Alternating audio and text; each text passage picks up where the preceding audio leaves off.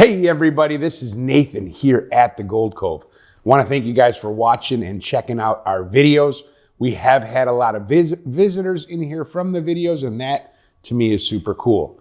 If you don't know, we are just outside of Detroit in Michigan, 25555 Gratiot. That is in Roseville. I think you'll be delighted if you took a trip over and stopped in to visit. What I am going to talk about today, actually, I think silver and gold are looking a little bit strong today. And that's a good thing. I may even actually go melt some gold. But I want you guys to pay close attention because at the end, I'm really going to need you to jump in with some comments.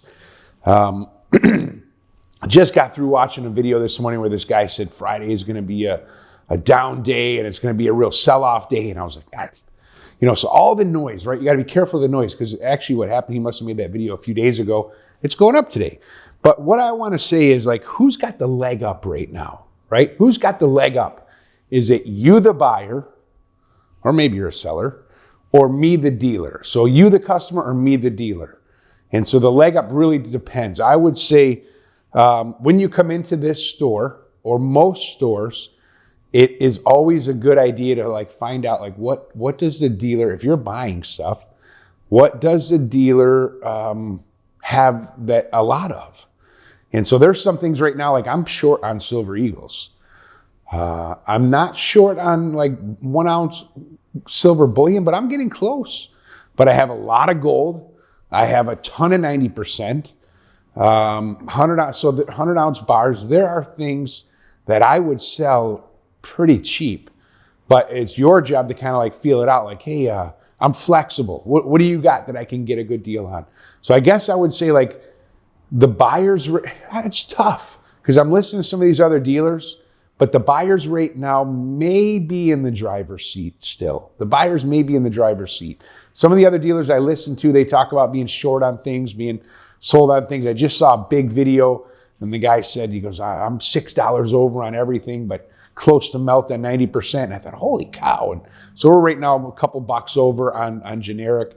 I have heard of a few dealers where they're everything they buy today, they will sell at spot. So I think they're buying pretty low. They're selling current inventory at spot, like current stuff that'll come in, but they won't sell the old inventory at that pricing. So that's a goofy thing to me, but we're a couple bucks over spot. There's buyers in here, still a lot of sellers. We've actually slowed way back. My thought is to say we've been a little bit slow, but that is in comparison to the 3 or 4 months where it was just bonkers. And so we're not slow. We're busier than we used to be this time last year, but we have slowed back from that bonkers season. I wanted to tell you guys 3 things that coin dealers love when you come into the shop. And this is probably more if you're a buyer. And so number one, that you have cash, right? So my shop is pretty much cash. We'll take checks, cashier's checks from very known customers. When I get out-of-state buyers calling with cashier's checks, and they don't really ask price so much. So we're picky with that. So you come in with the proper payment. That's a good thing. Number 2 is kind of an idea of what you want. Now, this could apply if you're a buyer or a seller. And so if you're selling something, it doesn't help me when you have no idea of the value. So it's good for you. It's good for me if you kind of have an idea of what you want to sell an item for, what you want to get for an item, and also what you want to buy. So if you're in here and I got 5 or 6 customers and you're just kind of walking through and picking and poking, we'll try to wait on you as best as we can. But you guys know that the coin dealer industry, they can be a little bit crabby, right? They can be a little bit, I don't want to say high and mighty, but yeah, if they're busy and you're meandering around and kind of demanding time and not performing much, I want people to come in and explore and learn, and that part is cool. But there's times for that. When we're slow, let me spend some time educating and building a relationship. When we're busy, it's hard to track around through the store and pull out things to show people that they're probably not going to buy. And so an idea of what you want, and I think what goes in with that, what I was just saying, is being conscious of the environment. And there are times when, the parking lot is full and there's 6, 8, 10 people in the store, and some are coming in, some are going out. We're processing through customers and transactions, but there's a heavy flow. We really don't have time to pull a bunch of stuff out and dump it on the countertops and answer a lot of questions and take those times as teaching moments. Although that's our heart, we want to teach about this. There's a lot of rich history. It can be fun. You can learn a lot. Conscious of your environment. All right. And we already talked about how to get the best deal. So you're going to want, now here's another thing. Find out if you're a seller. If you're a seller, find out what does my dealer need? Like I have guys that'll have boxes of Eagles, platinum Eagles, they'll have gold Eagles, they'll have fractional, they'll have generic silver, and they might call and say, hey, Nate, I'm thinking about selling some stuff. What is it that you need? What are you paying the best for? And so that's like just a good give and take. I even have customers that I might call and say, hey, I got an overage of gold Eagles and I'm going to cut a deal. Do you want those? Or they might call me, or I could even call them and say, hey, I need silver Eagles. I'm paying kind of strong. Do you want to let go of any? And I'll work through, I'm not real good at that, but I might work through a handful of people to get some inventory in here or to get rid of some inventory. What I do that a lot with is like kilo gold bars. Like if I get a kilo gold bar in, that's probably not going to sell that well unless I text and call a few guys that I know that their vanity might push them to buy a kilo gold bar.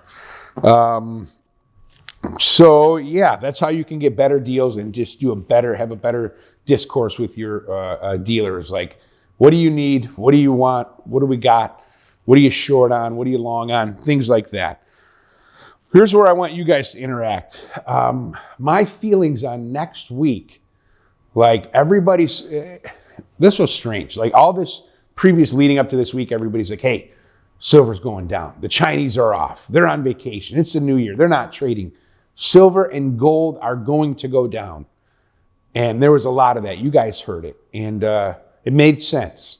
But my thoughts were like, well, if everybody's saying that, and if it's that obvious, it may go up this week. But we did see, I think Monday, Tuesday, maybe Wednesday, it did go down. Now it's going back up. I think everybody's expecting a huge rise on Sunday. A lot of people are expecting a huge rise. And then leading into the delivery month, Comex delivery month with silver for March. And so I think there's a few opportunities for big letdowns. And so next week I've even positioned in my mind like, all right, Monday, if we get that rise overnight, I got a lot of stuff I'm going to cut loose just to be more liquid. I guess I have to look at it different from you guys because if you're buying metal, you should be more long-term unless you're dealing in and out of paper. But I have to make a business out of it and still benefit from gold and silver going up. Most dealers have a stacker heart mindset as well. And so, but I think if we don't see that big rise Sunday night, there could be the opportunity for gold and silver to really pull back. And then in that Comex delivery, like everybody has built that up so big. They built it up so big that if it doesn't almost bust the Comex, then we could really see a large pullback as well. You know, what's going on right now in the news, I think people have been talking about it. And so I don't have to talk about it, but they're talking about the buildup of maybe war in the Persian Gulf again with Iran. And that's valid. I mean, that's probably causing the metals to bubble up a little bit as they did yesterday and today and maybe next week. You know, we're sending warships over there. Russia and China are in there trying to show some strength and solidarity with Iran. And so that is valid. There's all these little things. That's short-term stuff. You know, that's short-term stuff. The long-term stuff is like, can the Comex keep prices down if that's what they do? You know, the paper versus metal price, the paper versus physical price. And is all this demand for silver, industrial, military demand, that kind of stuff, that's what we really want to keep our eyes on. Because this just geopolitical news stuff, that's short term. And if you're not trading metal, that really doesn't matter what it does in a week. It matters long term. So I want you to keep your eyes on that. I did watch a video. I'm watching probably too many videos these days. Caleb's got me into making videos and stuff. And so now I got to just change my mindset to be in that world a little bit. And I see guys like, we're short on 90%. We're out of 90%. And I don't even know how that's possible unless they're shipping a ton of it out. And so I am going to take you into the vault. Caleb's not going to show any mechanicals, any details, super tight pictures, but I'm going to show you the kind of 90% that we have. Buckets, you know, we've had to go, we never had buckets before, but they're just so much stuff. We're like, all right, throw some metal buckets in and we'll start filling those with quarters. So we're still heavily stacked. Then if you go on top over here, this is kind of an overflow where we got $50 and quarters. Our dime bucket is way over full here. And even beyond that, like if I took you into other areas of the vault, there are other buckets of 90% and $50 and bags of 500 face. And so we are stacked on 90. I'm not sure why. I think it's because it's so doggone low. Like last week when I checked, I was getting offered minus $12 spot. That was the best one. The normal guy that I deal with, it was minus $15. So spot minus $15. And so that really puts me in a predicament to where every time I offer on 90%, and I just had a guy bring in 500 face yesterday or the day before, 2 days ago, right? He said, how much are you paying for 90%? I said, it's super low. It's really low. He goes, all right, well, how much? And so I told him, and he was fine with that. But I don't like buying low, but if I have to sell low or I can't sell at all because it's too low, and I'm now in like a speculator position of holding, I'm going to pay low or not buy it. And so that's how that is. I appreciate you guys. Have a great day. Do something good for somebody somewhere. Thank you guys for watching our videos, subscribing to the channel, and liking our content. We are truly enjoying this journey on YouTube with all of you, and I hope you guys are as well. Be sure to be subscribed to the channel and notified on all of our content.